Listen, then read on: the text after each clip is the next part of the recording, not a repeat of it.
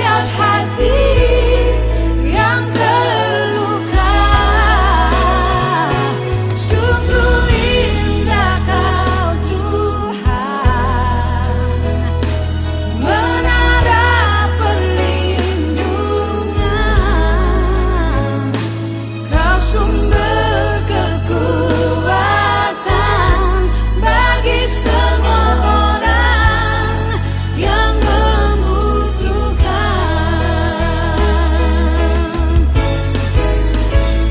Sungguh indah Kau Tuhan, penuh kasih dan sayang.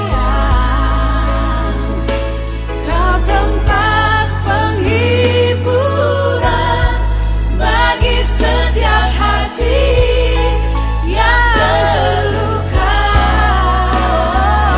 Sungguh indah Kau Tuhan, menara perlindungan.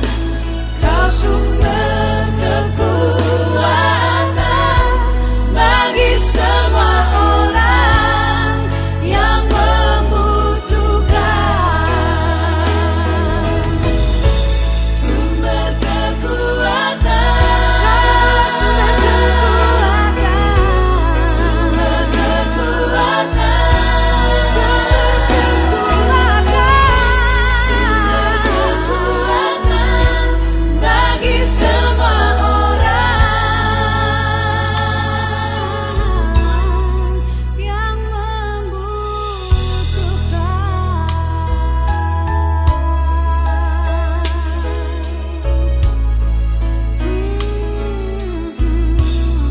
Yang membutuhkan.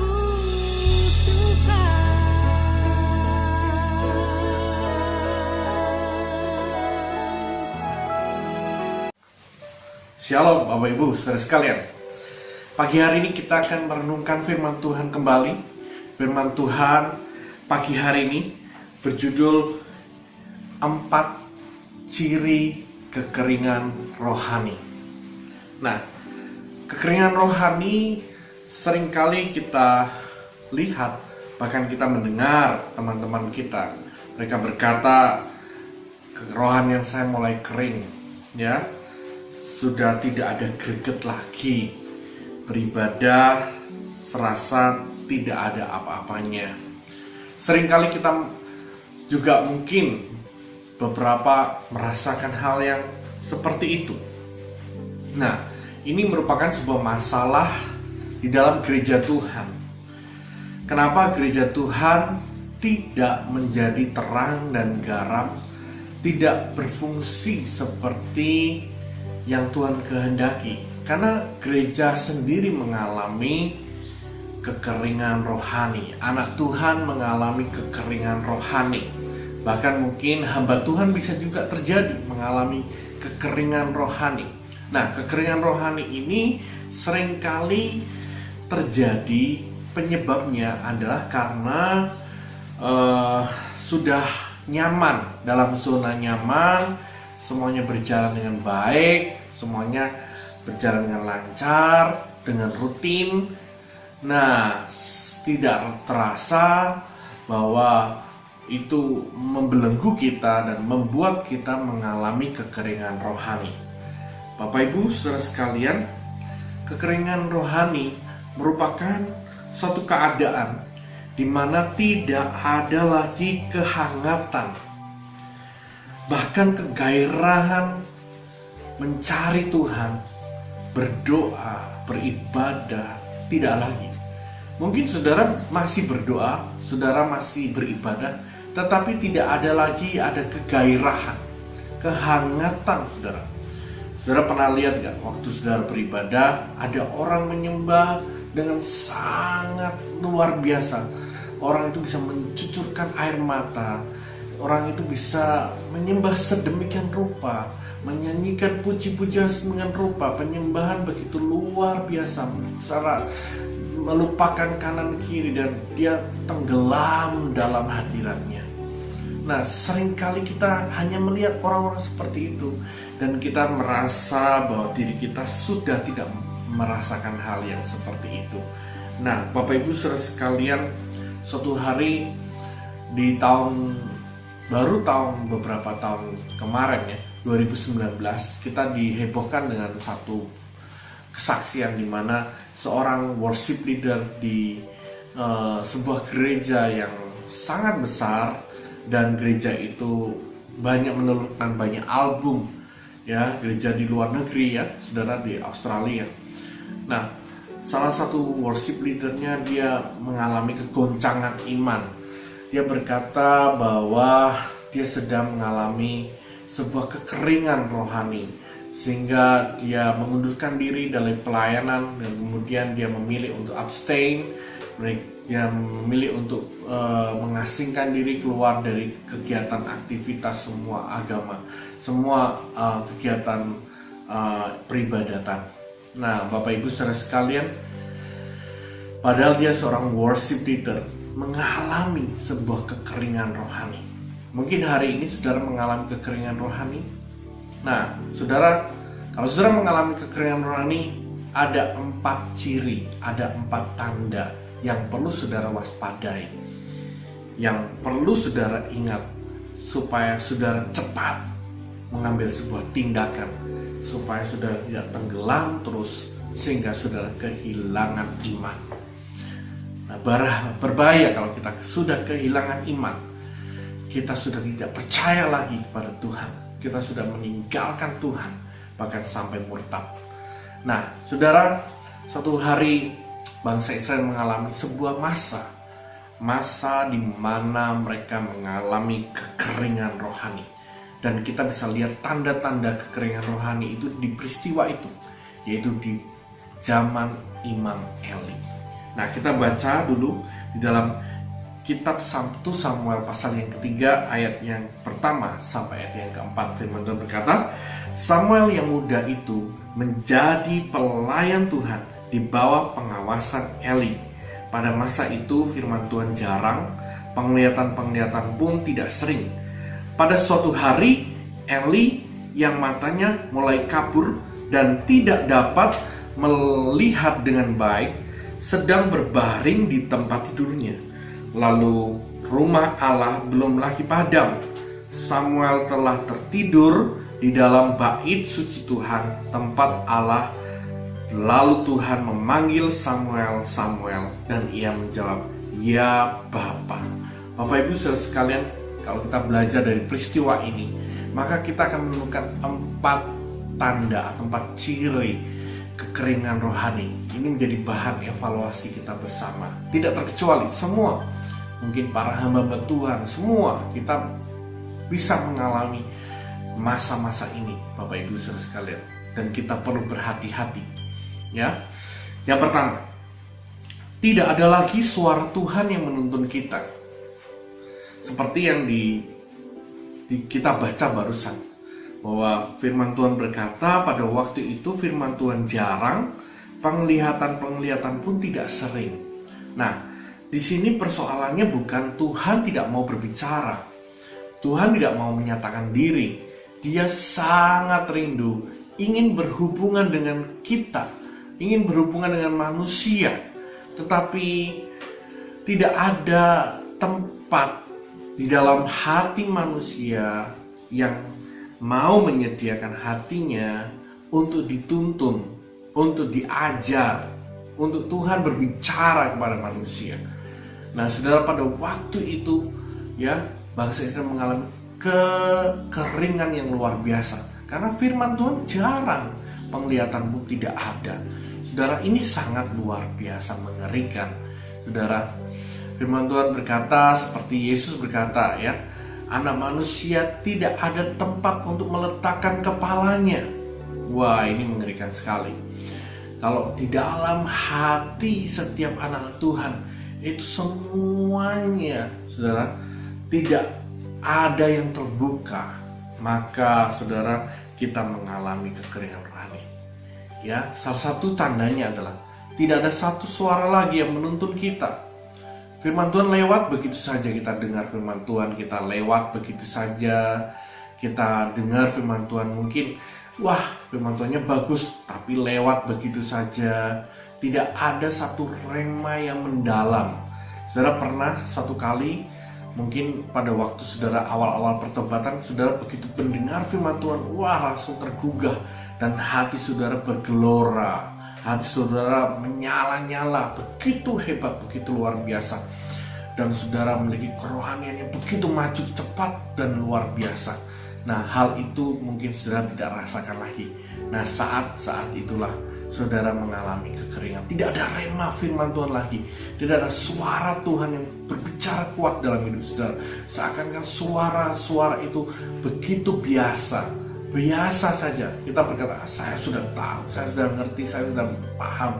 Saudara, firman Tuhan rasanya biasa, tidak ada tuntunan lagi. Ya, kita berjalan sendiri. Nah, saat itulah saya mau bilang, saudara mengalami kekeringan rohani. Yang kedua, saudara, orang yang mengalami kekeringan rohani, mereka beribadah, mereka berdoa tanpa kuasa.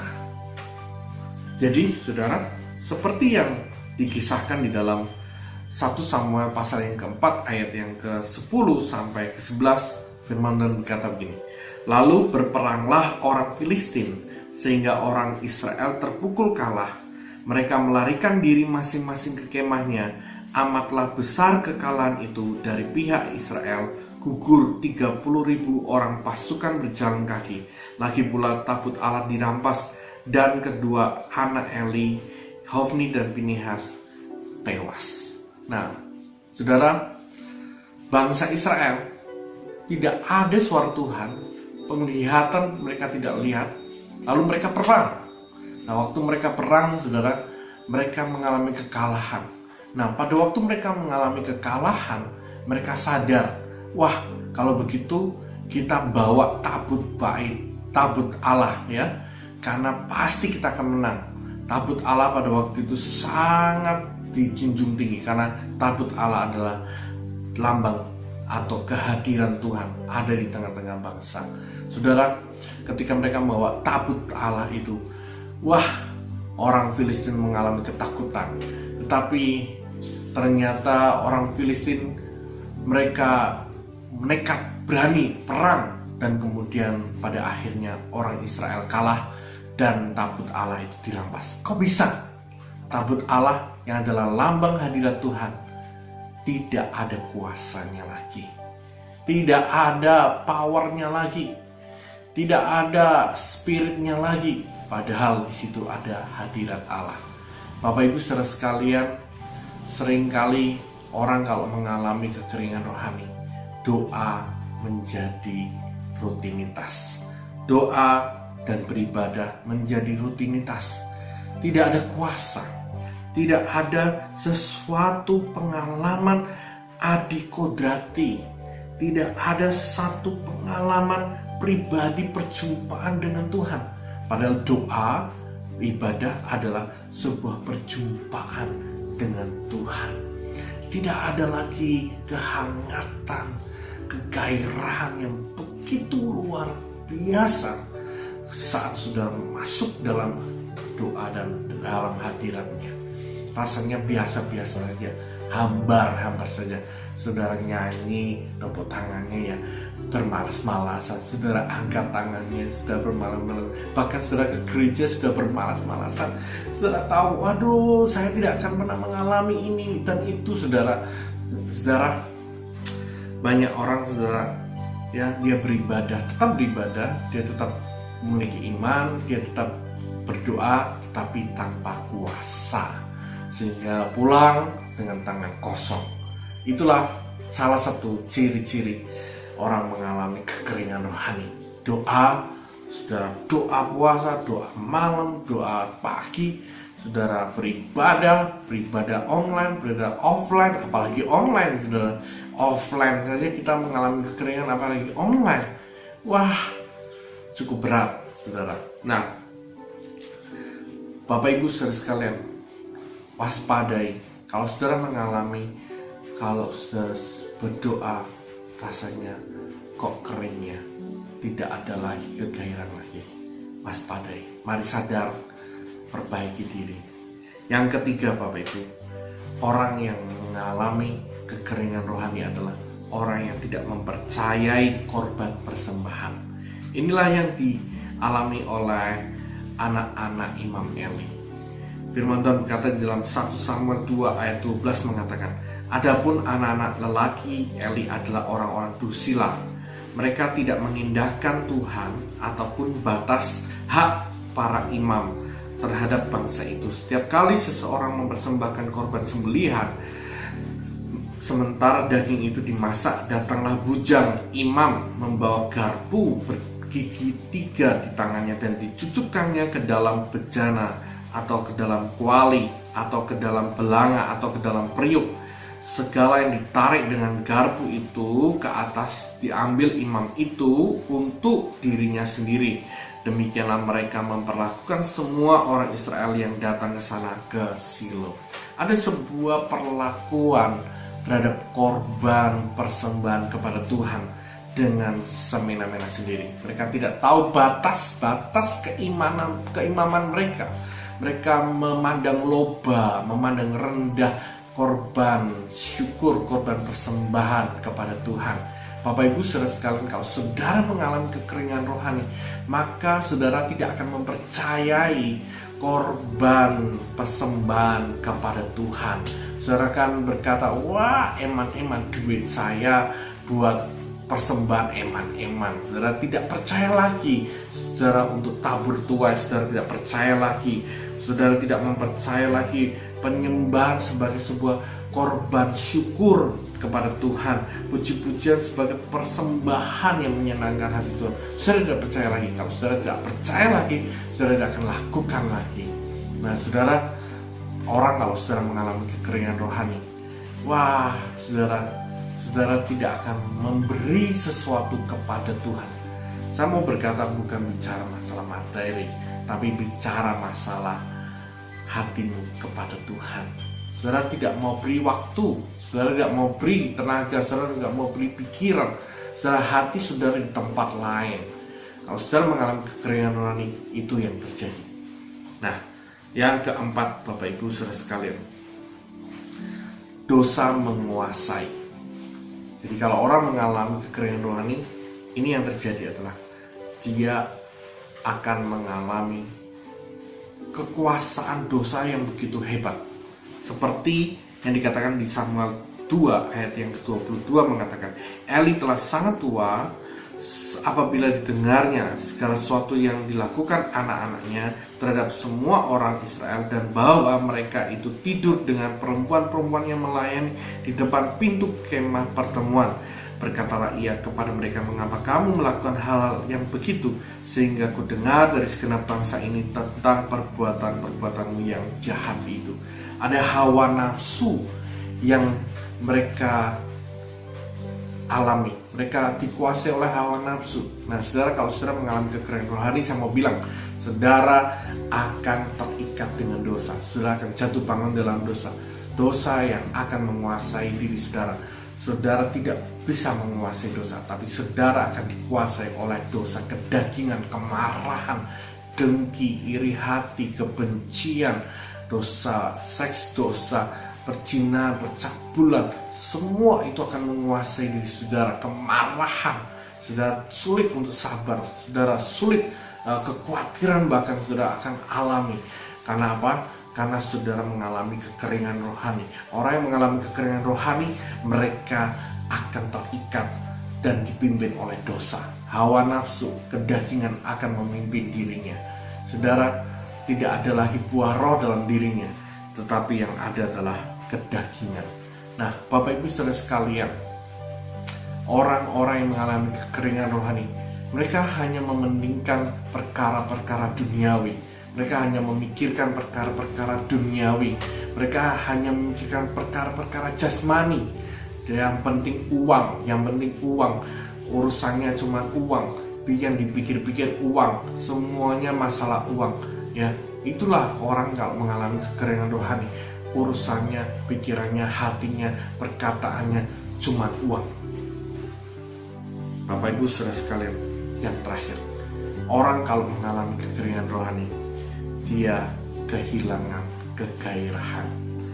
Seperti di dalam kitab Mazmur pasal yang ke-63 ayat yang pertama sampai ayat yang ketiga. Ini merupakan sebuah ungkapan di mana rasa haus seorang yang namanya Daud, ya, Daud mengalami relationship yang begitu luar biasa. Ya, rasa haus yang begitu luar biasa. Firman Tuhan berkata, Mazmur Daud ketika ia ada di padang gurun Yehuda, ya Allah, Engkaulah Allahku, aku mencari Engkau, jiwaku haus kepadamu, tubuhku rindu kepadamu, seperti tanah yang kering dan tandus, tiada berair. Demikianlah aku memandang kepadamu di tempat kudus sambil melihat kekuatanmu dan kemuliaanmu. Sebab kasih setiamu lebih baik daripada hidup, bibirku akan memegahkan Engkau. Bapak Ibu saudara sekalian, kalau orang, saudara, mengalami kekeringan rohani, dia sudah nggak ada gairah, tidak ada rindu lagi, tidak ada keinginan lagi mencari Tuhan, ya, keinginan untuk beribadah malas, ya. Kalaupun beribadah itu karena takut dibesuk, kalaupun beribadah itu karena nggak enak, ya, nggak enak, nggak penak, ya, karena sudah ditolong, karena sudah dibantu, ya, saudara nggak merasa nanti nggak enak lah kalau nggak datang, ya. Bukan sebuah kerinduan datang kepada Tuhan. Nah, saudara, mari kita memiliki kerinduan datang kepada Tuhan. Jaga hidup saudara, jangan sampai keempat ini, kelima hal ini, ya, kelima hal ini terjadi dalam hidup saudara, yaitu kekeringan rohani. Kiranya Tuhan memberkati Bapak Ibu saudara sekalian. Mari kita berdoa. Bapa di surga, mari Tuhan berikan hikmat-Mu kepada kami, biar terus kami menempel kepada Engkau.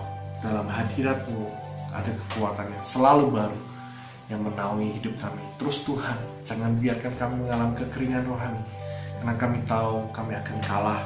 Kami akan mengalami kekalahan yang besar, seperti bangsa Israel, mereka mengalami kekalahan. Kuatkan hati kami terus Tuhan. Kami mau mencari Engkau, mencari wajah-Mu terus-menerus. Terima kasih Bapa. Kami serahkan sepanjang hari ini. Kiranya Tuhan menyertai kami. Dalam nama Yesus kami berdoa. Amin.